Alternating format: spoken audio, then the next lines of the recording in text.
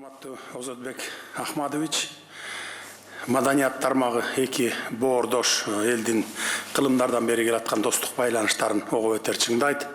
Ошондуктан Өзбекстандын маданият өкүлү сиз менен куттуу өлкөбүздө жолугушуп жатканыма абдан кубанычтамын. Кыргызстанга кош келдиңиздер. Тарыхы, тили, маданияты, каада салты, үрп адаты, дини бир Өзбекстан менен Кыргызстандын ортосунда дипломатиялык мамилелер орногондон берки 31 жылдын ичинде эки тараптуу алакалар жаңы сапаттуу деңгээлге чыкты десек болот.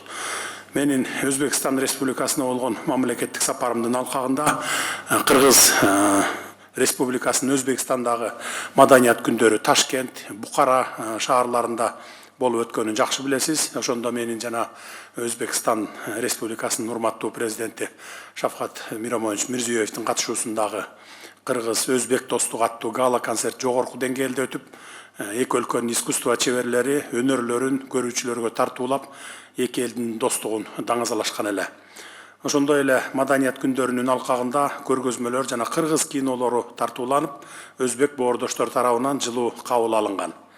Эми ушул 2025 жылга белгиленген Өзбекстан Республикасынын Кыргыз Республикасындагы маданият күндөрүнүн алкагында өзбек делегациясын жогорку деңгээлде тосуп алууга даяр экенибизди, өзбек өнөрпоздорун чыдамсыздык менен күтүп жатканыбызды баса белгилеп айтып кетейин. Себеби мындай иш-чаралар эки тараптуу мамилелерди чыңдайт. Кыргыз-өзбек маданий байланыштары эки мамлекеттин маданият тармагын байытат, эки элдин руханий жакындыгын арттырат. Урматтуу Озодбек Ахмадович, анда сөз кезегин сизге берейин. Assalomu alaykum, hurmatli Sadir Nurgojevich.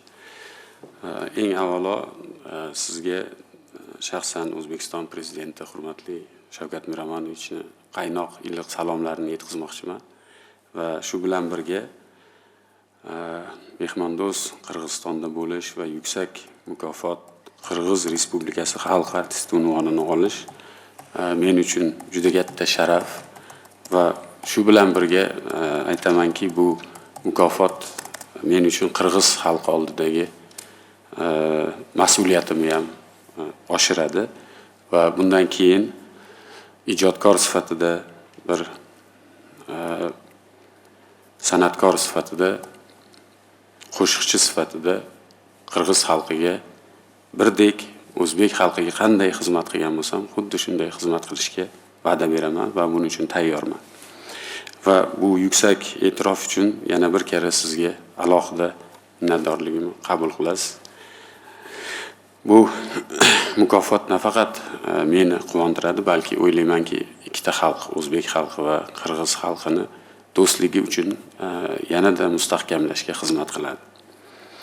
Mamlakatlarimiz o'rtasidagi munosabatlarni yuksak qadrlaydigan va qo'llab-quvvatlaydigan O'zbekiston Respublikasi prezidenti muhtaram Shavkat Miromonovich nomidan barchasi uchun sizga yana bir alohida minnatdorlik va yana bir karra hurmatli prezidentimizni sizga salomlarini yo'llamoqchiman. Bu yil sizning O'zbekistonga rasmiy tashrifingiz doirasida tashkil etilgan Qirg'iz Respublikasi madaniyati kunlari o'zbek xalqi xotirasida yorqin iz qoldirdi. Mazkur tadbir Qirg'iziston madaniyatining boy merosi va zamonaviy yutuqlarini yaqqol namoyon etgan haqiqiy san'at bayrami bo'ldi desak mubolag'a bo'lmaydi. O'z navbatida mamnuniyat bilan bildirmoqchimanki, biz kelgusi yilda Qirg'iziston Respublikasida O'zbekiston Respublikasi madaniyat kunlarini o'tkazishga tayyormiz. Ayni kunlarda Qirg'iz xalqining buyuk adibi Chingiz Aytmatov tavallud kuni nishonlanmoqda. Chingiz Aytmatov nafaqat Qirg'iz xalqining farzandi, balki o'zbek xalqining ham sevimli adibidir. Chingiz Aytmatov asarlarini o'qimagan o'zbek oilasi bo'lmasa kerak. Shuningdek, so'nggi yillarda O'zbekiston teatrlarida adibning asarlari asosida 14 ta teatrda spektakllar namoyish etilmoqda. Hozirda respublikamizning eng atoqli teatrlarida Oq kema, Momo yer, Jamila kabi spektakllar namoyish etilmoqda. O'z o'rnida Chingiz Aytmatovning 100 yilligini nishonlash uchun O'zbekiston tomoni barcha sa'y-harakatlarni amalga oshirishga tayyor. Bu yil ham hurmatli prezidentimizni qarorlari bilan butun O'zbekiston Chingiz Aytmatovni yubileyiga alohida munosabat bildirdi va butun madaniyat sohasi vakillari spektakllar va Chingiz Aytmatov tavalludiga bag'ishlangan konsertlar, uchrashuvlar, ilmiy anjumanlar tashkil etildi. Agar Chingiz Aytmatovning 100 yilligi biz bilamiz Qirg'izistonda juda ham keng nishonlanadi va shu borada O'zbekiston Respublikasi Madaniyat vazirligi yonma-yon Qirg'iziston bilan birga turib Chingiz Aytmatovning yubileyini juda katta, yuqori darajada o'tkazishga biz tayyormiz va bundan biz ham manfaatdormiz. O'zbekiston Respublikasi Madaniyat vazirligi Qirg'iziston teatrlari bilan qo'shma loyihalarni amalga oshirish, ijodiy g'oyalar almashish va madaniy tadbirlarni tashkil etish bo'yicha faol hamkorlikni davom ettirishdan manfaatdor. Men Qirg'iziston